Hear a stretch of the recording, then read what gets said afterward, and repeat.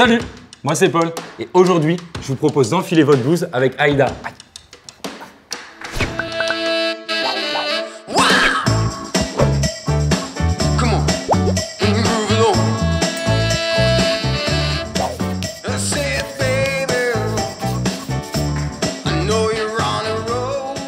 Dans les années 1970, les médecins ont développé 3 armes principales pour traiter les cancers.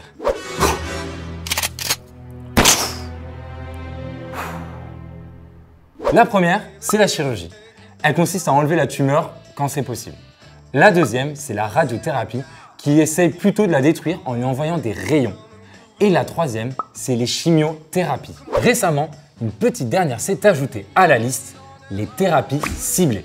Chimiothérapie, thérapie ciblée. Mais c'est quoi en fait? Les chimiothérapies, c'est un peu des armes de destruction massive, l'équivalent d'une vraie bombe atomique.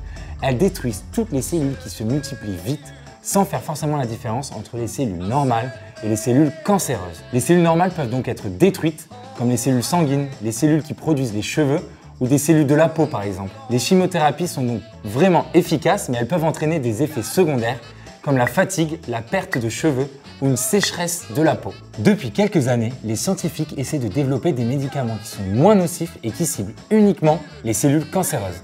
Et c'est là qu'on parle de thérapie ciblée. Elles sont un peu comme le sabre laser de Dark Vador car elles agissent de manière précise. Pour développer ces thérapies, il faut identifier une cible qui existe uniquement dans les cellules cancéreuses afin de ne détruire que ces cellules. Les thérapies ciblées doivent s'adapter à chaque patient puisque les cibles dans les tumeurs ne sont pas toujours les mêmes.